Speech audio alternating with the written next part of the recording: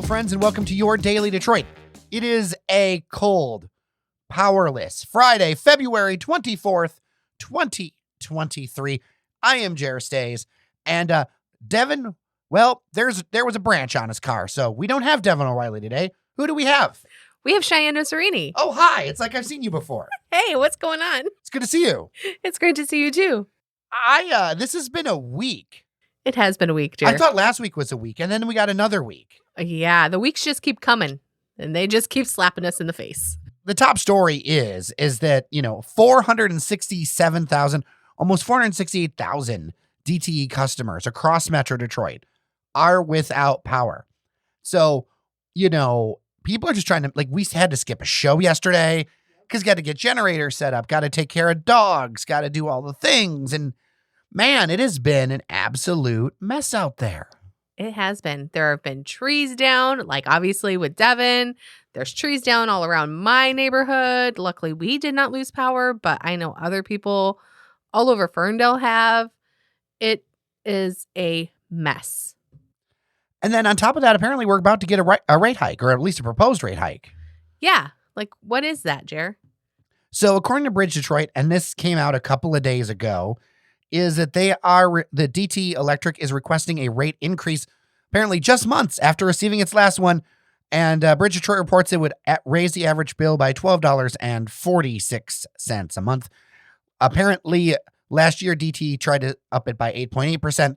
They did not get that. So this time around, they're going to be going for a 14% residential rate increase in front of the Michigan Public Service Commission to raise revenues by $622 million. And look, we are now a couple of days into this thing. One, read the room. Right. Two, people are mad. I was looking at from Hazel Park, Luke Londo, and a few other people. People are mad. They are cold. They are frustrated.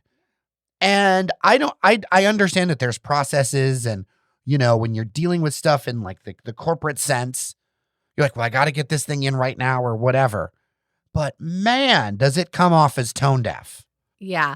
And this is nothing to say anything about the linemen who are out there working in the cold, getting people their electricity back. They are not the problem here. No, those line people are, and they're coming from all over the country. Yeah. And look, I get it. This is a once in 50 year rainstorm or ice storm. Yeah. Half inch of ice on a wire is going to make things difficult. Branches are down everywhere, but people are getting really frustrated with this because it doesn't seem to be getting better. No, it seems to be status quo. And I understand, if we were anywhere else outside of Michigan and this was happening in, I don't know, Texas, where there have been ice storms and the grid has completely gone down, people all across the country were up in arms. Because we're here in Michigan, it seems like, oh, well, this is just what happens in the winter. And so it's not a big deal because we're prepared for it, but also we're not really prepared. I feel like there's a couple of things that you need. Number one, the Jackery. I got a Jackery this year, one of those battery units. Let me tell you, saves your bacon when it comes to electronics. To plug in a computer, to plug in your phones. You can also charge it off of your car. So big pro tip for the future. I'm so glad I got a Jackery for Christmas from someone who's close to the show. It's how we're able to run stuff. It's absolutely great. Even though it's a smaller one, multiple people in my life having to get generators started, dealing with all of that stuff. This is a real pain. People are losing work. More people work from home now. I don't know exactly what's to be done about it, but it's just, I can sense the frustration out there.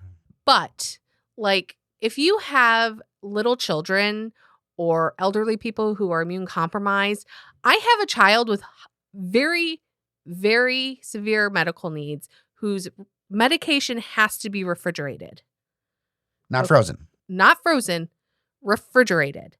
So if the power goes out in my house and I don't have refrigeration for my child's life-saving medicine, we're going to have a problem. Because also, this medication is not cheap at all. And I don't think you're alone in that. No, there are many people who have medical necessities who need to have refrigeration. There are people who are on low incomes who can't afford to continually rebuy stuff that are in their refrigerators. And to like be like, oh, well, inflation, so we're going to have to raise your rates. Yeah, inflation, everything is costing more money, including all of our food that we're going to have to rebuy. Another point that a lot of neighbors were making is that this is part of the reason why they're not going to do electric cars, or at least a complete switch over. Because it's the kind of thing of like, what are you going to do? Like, I think about the Jackery that I power off of the car cigarette outlet to charge that or charge your phone or all that kind of stuff. It's multiple uses, and I understand all the efficiency arguments and stuff like that. But like the grid, I read something in a publication, and I apologize that I can't source it. But really, for the adoption of electric cars, there needs to be a focus across the board, not just on the vehicle part, but on the grid part at the same time. Because imagine being stranded in this kind of situation where at least with a gas vehicle, you can turn it on, you can get some heat, you can go somewhere. When it comes to if everything's electric powered and you don't have a solar backup, you don't have those kind of things, what are you going to do?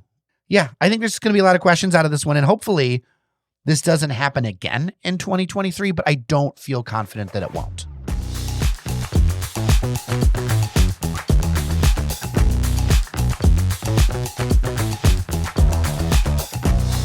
Now, a locally beloved brand by some people, Moosejaw, which actually had headquarters in Madison Heights. I think still does have offices in Madison Heights, right? I believe they do, yes. Yeah, they're very like quirky outdoor goods company. They've got a store in downtown Detroit and a bunch of other places. They're biggest online. They have a new owner. So they got bought by Walmart a few years ago. And a number of listeners to the show actually used to work at Moosejaw, of all places. And I've learned quite a lot that people are actually excited about the idea that this local brand, although Dick's is in Pennsylvania, you were doing some research on that, that it's actually going to be sold off to Dick's Sporting Goods and out of Walmart. And I feel like that's a step forward, and like not in like a Walmart hating way, but as far as like a cultural way. And I've kind of heard behind the scenes that there's some people that are kind of excited because culture changed very quickly when Walmart took over.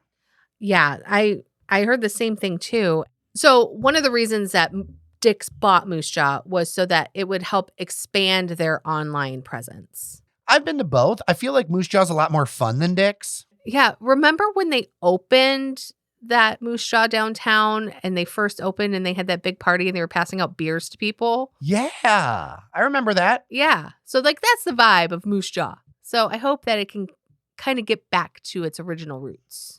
100%. And as I said, it hasn't been talked about as much around Metro Detroit, but Moosejaw was like a real Metro Detroit success story.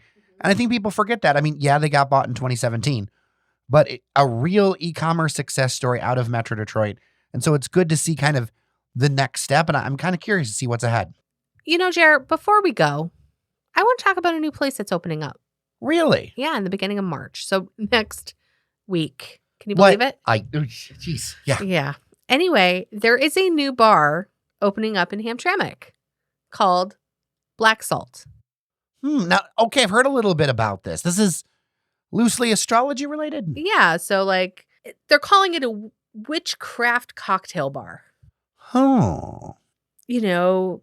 Metaphysical, homeopathic kind of crystals, that kind of vibe. All right. I know a lot of people who would be into that vibe. Yeah. I mean, I know I don't partake in alcohol anymore, but I do love a good witchy vibe. Right. Well, and I understood that this is actually going to have some non-alcoholic options. Which makes me happy because any bar that has a nice spiritless cocktail list makes me happy. But is it truly spiritless? Not if it's like here. Wiccan and witchcraft? Right. That's true. I feel like the spirit's always going to be in there. So this new bar is going to be on Florian and Jos Campo. Okay. Over by the church. Yes. Yeah. So I'm irony of ironies. What was it? Irony of ironies. Well, I'm going to go out there and say it as a Catholic. There's a lot of ritual up in the Catholic Church. This is true. So, I mean, lots of robes, lots of ritual. So I understand it's going to be somewhere around 50 people. I think a little less than 50 people that it seats. And it's in an historic building, which I'm always about. Yeah. I'm excited. Like if walls could talk on a place like that, right? Especially in Hamtramck. The tea. Oh, the tea. The tea that would be spilled. I mean, there's so much tea spilled in Hamtramck now. There is. I love it. I can only imagine a century's worth of tea. Yes. So, Jer, I'm looking at their website now, just kind of perusing the menu. And they have something they're calling spell cocktails. And they say that each spell cocktail is prepared by our bartenders who perform a small ritual during the preparation process. And then you complete the ritual by following the instructions on the menu and consuming the drink. Oh, wow. So, I mean, when I say witchcraft bar. Like, look, okay, here's the deal. I just don't want to open up a portal to Jumanji 6 on Florian Street. No, I don't That's think what I'm worried about. Like, I don't want to get stuck in a video game. Am I going to be okay? Listen, you don't have to get a spell cocktail. Okay.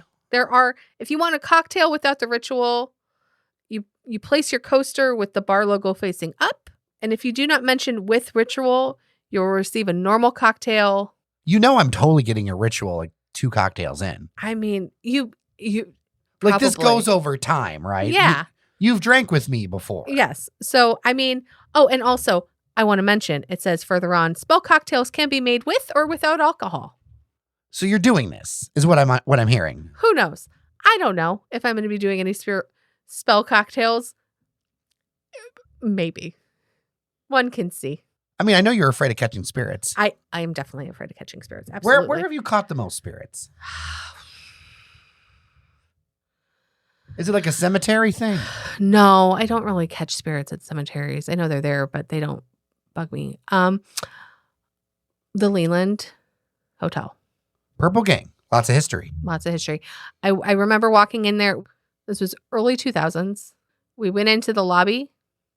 We walked up the stairs into the lobby. I looked at you and I said, nope. And I walked out.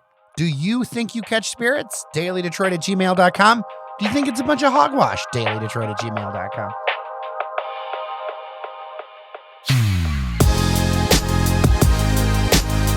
With that, thank you so much for listening. Thank you to our members on Patreon, patreon.com/dailydetroit for keeping this show and newsletter on the air. Sorry that we missed an episode this week. It really could not be helped. But we're back, and we'll be back for Monday and back on our regular schedule. With that, I am Jer Stays. And I'm Shianne Serini. Remember that you are somebody, and we'll see you around Detroit. And maybe Cheyenne's spirit friends too.